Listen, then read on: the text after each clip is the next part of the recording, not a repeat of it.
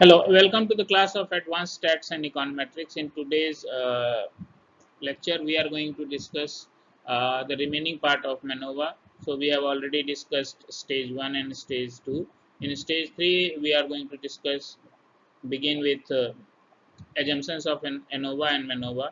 First assumption is independence of observations. Second is equality of variance, covariance matrix for all group. Third is normality. Fourth is linearity and multicollinearity among the dependent variables. And fifth is sensitivity to outliers. MANOVA and ANOVA assumptions for the multivariate test procedures used with MANOVA to be valid. Observation must be independent. Variance covariance matrices must be equal for all treatment groups. Dependent variables must have a multivariate normal distribution. Multivariate normality is assumed but many times hard to assess.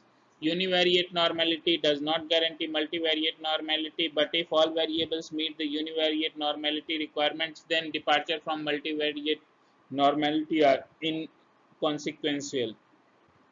ANOVA F tests are generally robust if violation of these assumptions are modest. Why use MANOVA?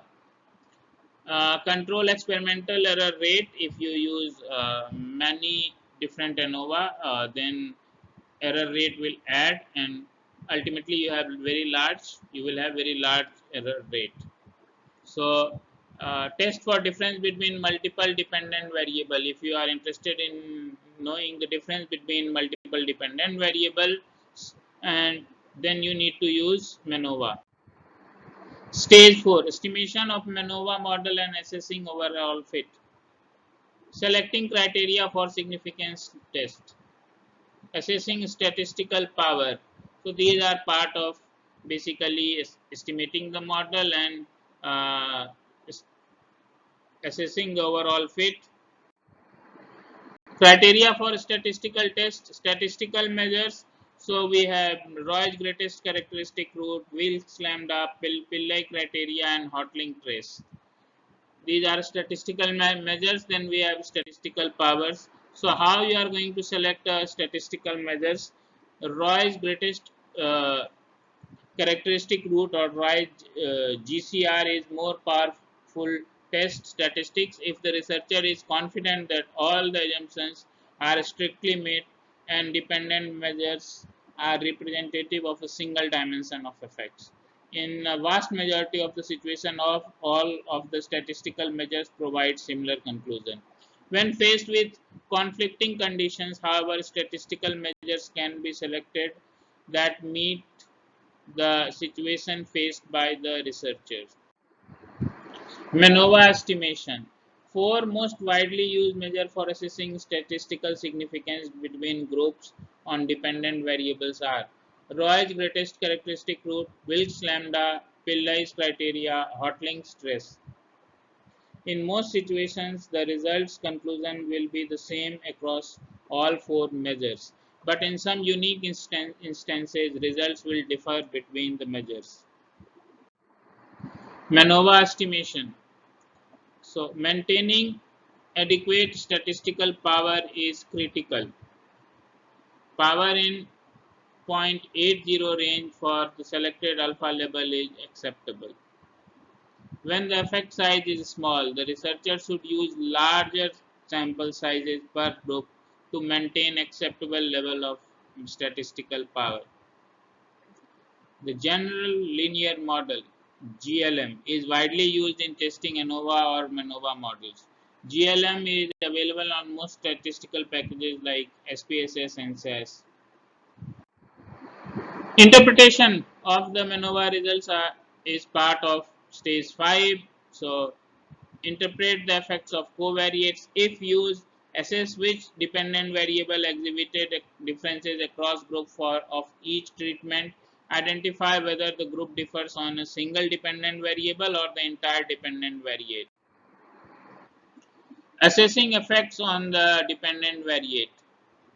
Main effects of the treatment, impact of interaction terms, statistical significance, types of significant interactions, ordinal interaction and disordinal interaction.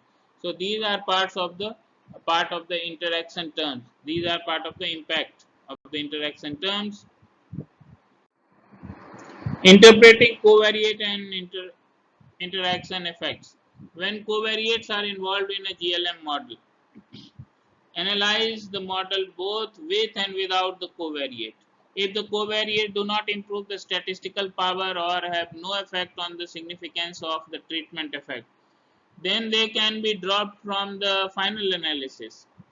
Anytime two or more independent variables are included in the analysis, interaction must be examined before drawing conclusion about main effect for any independent variables. If the interactions are not statistically significant, then main effects can be interpreted directly since the difference between treatment considered constant across combination of labels. Identifying differences between individual groups.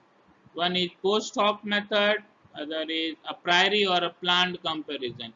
So post hoc is after you collect data, after everything is done. A priori is before you collect the data.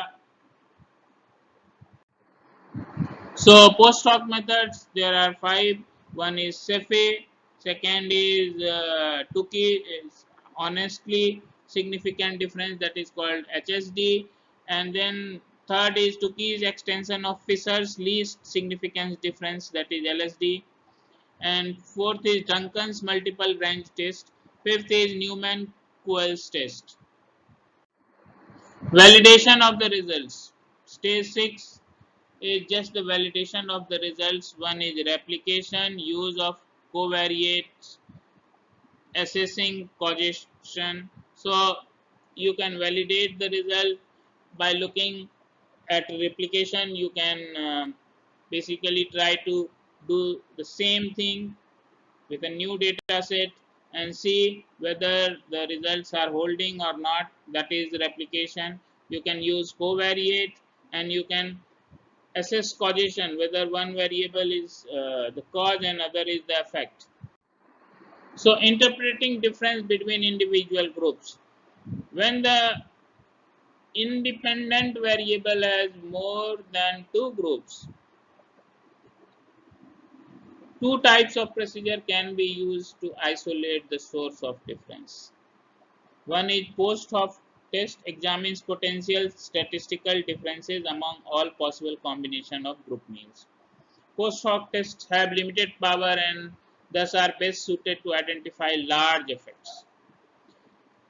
Another is planned comparisons, and they are appropriate when a priori theoretical region suggests that certain groups will differ from another group or other groups. Type 1 error is inflated as the number of planned comparison increases.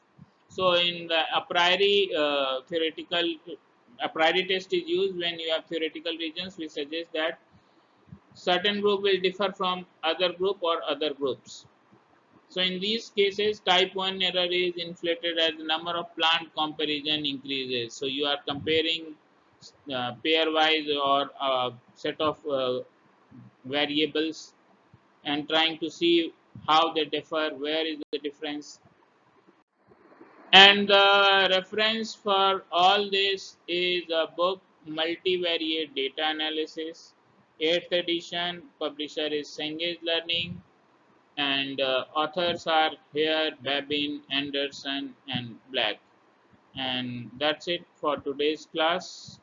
Okay, bye for now.